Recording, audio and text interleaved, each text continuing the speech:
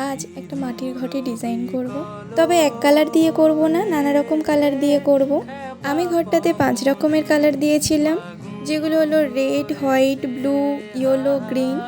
কালারগুলো শুকিয়ে যাওয়ার পরে ইয়েলো কালারটার উপরে রেড কালার দিয়ে ডিজাইন করেছি ফুলের, আর তার সাথে কিছু সবুজ কালার দিয়ে লতা পাতারও ডিজাইন করে দিয়েছি। আমার একটা ডান্সের শ্যুটের জন্য এই ঘরটা ডিজাইন করা। হাতে খুবই কম সময় থাকার ফলে যেরকমই ডিজাইন মনে এসছে সেরকমই ডিজাইনগুলো করেছি। আরও একটু সময় থাকলে হয়তো অনেক ভেবেচিন্তে করলে আরও সুন্দর হতো ডিজাইনগুলো। তবে যতটা ভালোভাবে করা যায় ততটা ভালোভাবে করার চেষ্টা করেছি। তোমরা দেখে জানিও কেমন লাগলো ডিজাইনটা। রেড কালারের উপরে আমি হোয়াইট কালার দিয়ে একটা হালকা কলকা করে দিয়েছিলাম, আর হোয়াইট কালারটার উপরে আমি রেড কালার দিয়ে কলকা করেছি।